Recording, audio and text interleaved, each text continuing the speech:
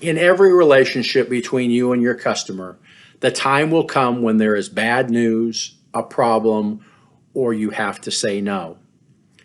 In that time, I want you to remember two things. First, keep the long-term relationship in mind. It may cost you time, money, or embarrassment right now to admit the mistake or fix the mistake or make that phone call, but being in contact with them now will help build the relationship for the long term. The second thing to remember is there will be problems, there will be bad news, and customers don't care. They don't care about the problem. They don't care what caused it. What they want to know is how you're going to fix it. Long after the reason for the bad news is forgotten, the way you handled it will be remembered. One of my best examples, earliest examples, is when I had to call a customer and tell him that the truckload of product that he'd ordered from us wasn't going to arrive on time. In fact, wasn't going to arrive at all because there'd been an accident on one of the U.S. interstates. The truck had slid off the road in a snowstorm, and the product was spilled all over the floor, all over the highway, and was gone. The customer's first response was, "You're not telling the truth. You forgot the order. You shipped it late. That never happens." I sent them pictures that we got from the insurance company of the truck overturned on the highway. And it's realistic that the customer wouldn't understand what was going on because there's 5,000 kilometers between our factory and his office. And he doesn't know about some slick road in the middle of Wyoming. Another time we had a problem, it was a customer called up and said there were insects in our product and they wanted to be compensated for their library, their harpsichord, pain and suffering. My insurance company got involved and they said, "Oh, who else is involved in the product between your factory and that customer's door? We're going to bring them into the lawsuit so we can spread the cost." What he's really saying is we, the insurance company, are going to sue your customer. I immediately got on the phone and talked to our customer and said, "There's bad news coming. Here's what it is. And here's the most important part." And I said, "And this is what we're going to do about it," because the next part is always come with a solution. Now, in that particular case, it was simple. We simply told our wholesale distributor, if you're held responsible at all, we will pay the bill because, one, we don't think you're responsible, and two, we have a long-term relationship. These things happen. I don't want it to color our relationship between each other.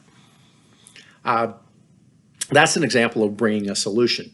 Another situation is we would have times when we had too many orders. We couldn't get them all out the door, or a factory would break down, or a part was missing, or heaven forbid we planned wrong and the wrong bags were there. We didn't have anything to put the product into.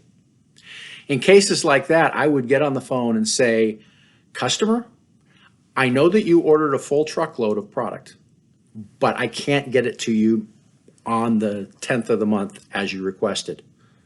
How much do you really need to carry you through until the 15th? And they'd say, "Well, I don't really need the full truck, but I need this much product." Great, I'll solve the problem.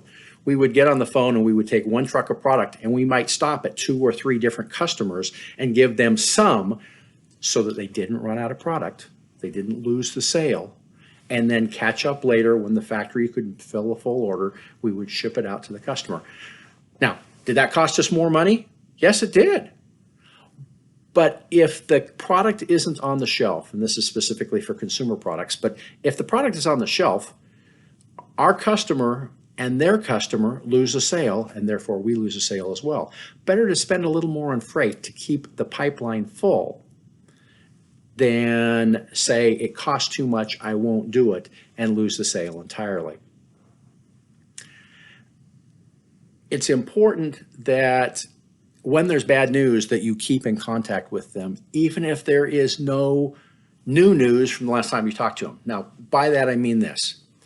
Especially in international trade, where there are time differences, there are language differences, there are cultural expectations that are different, customers worry when they don't hear it from you. Because of where our office was and where our customers were, I would often get an email late in the afternoon saying this problem occurred. The pricing is wrong. The product is wrong. It's the trucking company or the freight forwarder says it won't arrive when it's supposed to. Where's my order? Well, it would always arrive late in the afternoon. I can't call my freight forwarder because of the time difference. They're on the East Coast of the US. They've already gone home for the day. So what did I do? Ignore it until the next morning? No. The thing to do is acknowledge I received your email. I understand the problem. Explain your situation. The freight forwarder has gone home for the day. I have already sent an email and I will come in early and call them first thing my time to find out what's going on and we will get back to you. So tell them what you're going to do before you do it. Call them later, email them later, text them later, however you communicate with your customer, and let them know what's going to happen or what has happened. Even if nothing's happened since you talked to them the day before. Say, I'm still waiting for the phone call. I've verified that the freight forwarder or the bank or the accounting department understands the situation. They're researching it. I don't have an answer for you yet, but I will keep following up. They know that you care. They know that there's a problem, and that's the most important part of that relationship. The worst case of this that I ever had, a single pallet of product was requested by a small customer in the United Arab Emirates. We didn't do a lot of business with them. This is our chance to really do something special. They contacted us and said, we need one pallet of product and we need it in 5 days. Well, you can't ship by ocean container and get it there in 5 days. So we said, well, I made a phone call to a freight forwarder. Can I get it there in 5 days? Yes, you can. Okay, here's the cost. Here's what we're going to do. We'll get it on the plane. We'll get it shipped to you. He was grateful. He was happy. Until it didn't go on the plane that I told him it was going to go on. It didn't arrive in Heathrow in London at the time I thought it would. It didn't go on to the next airline when it was supposed to. In the end, it was 14 days to get them the product. And I emailed every day. I called every 2 or 3 days. The language difference and the time difference was such that that wasn't the best way to communicate, but I wanted him to know that I was concerned and that I was aware that he was upset and that he looked bad in the eyes of his customer. In the end, we gave them the product. We wrote off the debt. We apologized. And we sent a letter of apology to his customer so that they would know it was not his fault, it was ours. And that leads to the last point, admit when it is your mistake. In that particular case, we were naive. We did not understand air shipment because we didn't do very much of it. I thought if you wanted an airplane, it was going to be there the next time the plane landed. No, air freight is just like ocean freight or domestic freight over the road in trucks. The faster you want it to get there, the more you have to pay. And we didn't fill out the paperwork right to meet the customer's need. It was our mistake. Sometimes the wrong product gets in the wrong bag or the wrong number of pallets go on a truck or on the ocean container. What's important to you as a manufacturer or distributor or producer of the product is to learn from that, because in international trade, freight costs are expensive, lead times are long, and customers get even more upset than your local customers are when the product doesn't arrive correctly, on time, billed correctly, in the form that they wanted it to. Once upon a time, I had a great customer in the UK. When I left my company, did some consulting for a US hay producer who put hay in a bag to sell to the pet product industry. Spent 2 years cultivating this customer for my hay company. He flew over, he looked at the product, he met the people, he saw the factory, he believed in our quality, and he said, I want that stack of hay. We made a sign, we put it on the stack of hay. He went home, he ordered the container, we filled it up, we shipped it. I happened to be in England on a trade mission at the time. He called me up and said, Shawn, the product I got is not the product I saw when I was at your farm.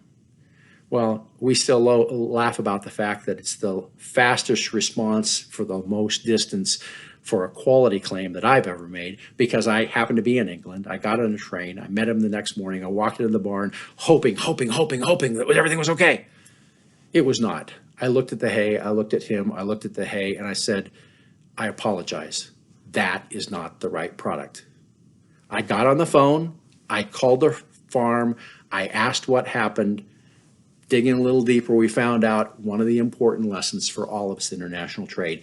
Make sure everyone in the supply chain understands the importance of the customer, importance of quality, importance of the order. Because at the farm, when the order came in, the person who actually loaded the product into the ocean container said, that stack's all the way back in the back. I'd have to move things around to get to it. I'll just give them this stack of hay. It was not the same quality. It was not what the customer wanted, and in the end, it was a very expensive mistake. But we admitted this mistake, brought solutions, and today, 4 years later, that customer is buying about 6 containers a year from my client. So we saved the business and continue to do business, but it was an awkward phone call. It was an awkward admission of our mistake. In the end, you can't always give the customer the product, the size, the package, or the price that they want. But you can always admit your mistakes, tell them the truth, and work on the long-term relationship. And when you do make mistakes, bring them solutions to solve the problem.